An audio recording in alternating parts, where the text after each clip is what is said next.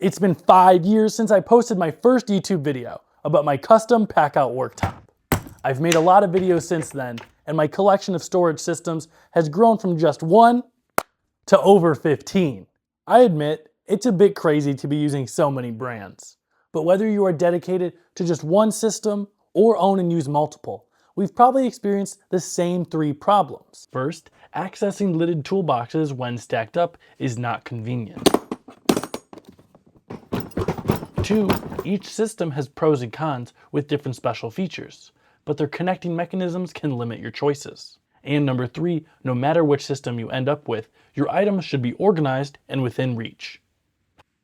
I created the Weihe Racking system to fix these 3 problems, while also giving you an option that is much more affordable than what's currently on the market. As of today, only one system, Packout, has an option that can provide a workstation similar to this. Packout racking is undoubtedly heavy duty, but it will run you thousands of dollars. It's just not a practical investment for most of us, and is not really an option if you use any other system. Of course, there are also different wall mounting options, but they still limit access to many types of boxes. For example, if you want to mount an organizer with other methods, it needs to be on top of the stack and have enough clearance above to access the bins. But if your organizer is mounted on drawer slides, it's much easier to be efficient.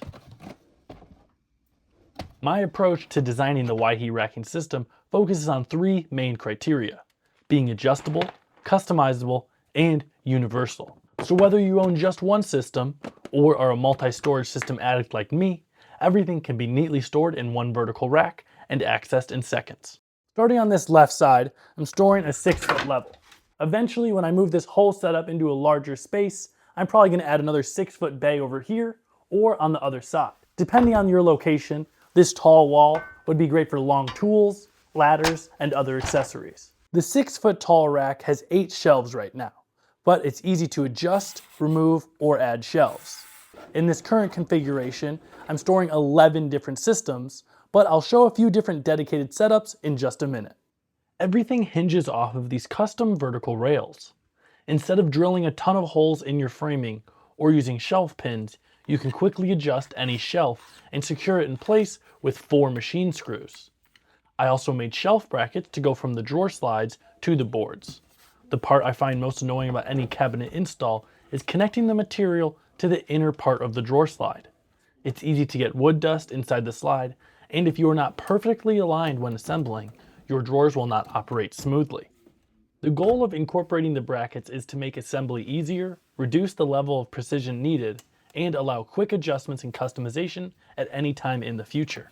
For all of the shelves and the workbench, I'm using laminate shelf boards from Menards. They're 15 3/4 inches from front to back, so it works well for most of the systems, and I like the clean look, but plywood would work well too. Above my bench, I added one of my Klein 9-inch wall mounts for attaching the MODbox light, another one on the back post for a MODbox speaker, and I can store a 2-foot level on the front post. I also hung a MODbox pouch at the back as a catch-all. I optimized this workstation to have a 48-inch workbench. That means these bays are a little more narrow than the tall one, but most systems can still be stored there. This bay is about a 1/2 inch narrower than the tall one, and has drawer slides for a crate, toolbox, organizer, and packout tray.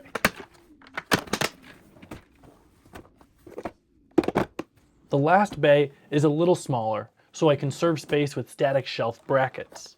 It would be redundant to put drawer boxes on drawer slides, so I placed some StackTech drawer boxes directly on the frame.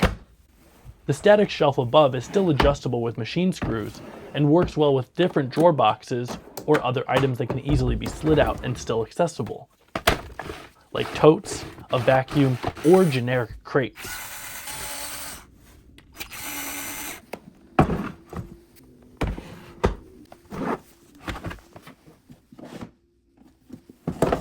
On the far right side, I added my Packout attachment wall brackets.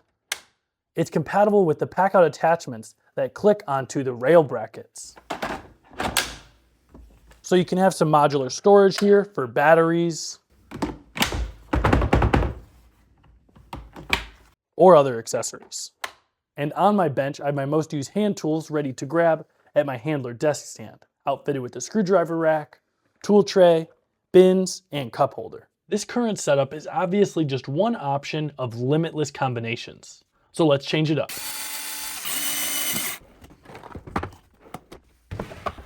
This is a Milwaukee setup, loaded up with various soft storage, organizers, toolboxes, and unique items like the light and vacuum. For a stationary setup in a workshop, I don't mind having items slide around as it helps with accessibility.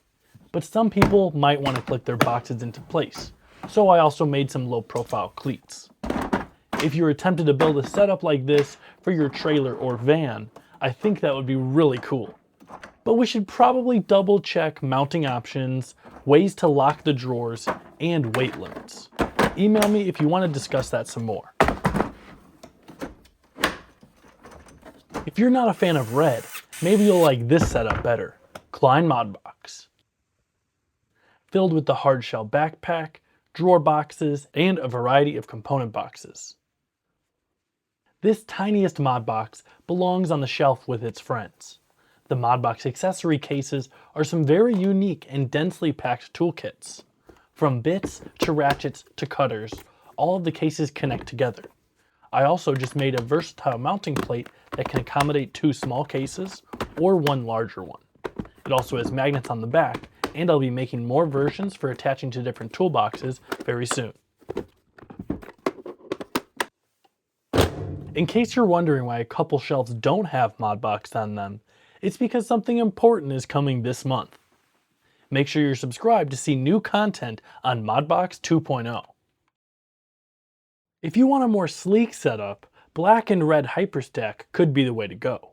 The most affordable system on the market has quickly become one of the most diverse systems. Storing toolboxes, organizers, soft storage, and drawers looks pretty sweet.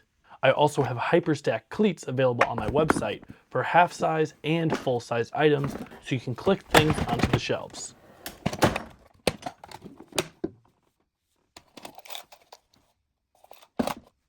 In addition to HyperStack and the Packout cleats I showed earlier, I also have Makita MacTrack cleats, brackets for Husky build-out, and Klein MODbox. I have some ideas for versatile retention brackets, but let me know if there's anything specific you need and I'll add it to the list. And we're back to the multi-system layout.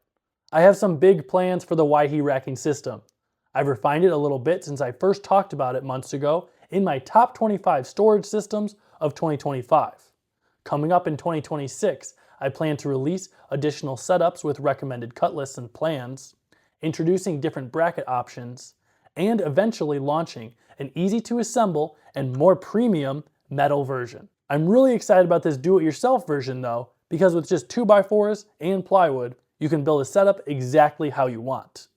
If you want a long 3-foot tall workbench, several 8-foot tall racks, something narrow for just half boxes, or a setup extra wide, my vertical rails and drawer slide brackets are an easier and cleaner way to accomplish your modular workspace. I'll be linking a full assembly video in the product listings on my website. I'll include recommended tools, materials, and other tips and tricks. Fair warning, a full setup like this will probably take a couple of days to cut the boards, assemble the drawers, possibly paint, and accessorize. But I believe it will be worth it. If you're not up for that big of a project, please let me know if you'd be interested in an easier to assemble and heavier duty metal version of this racking.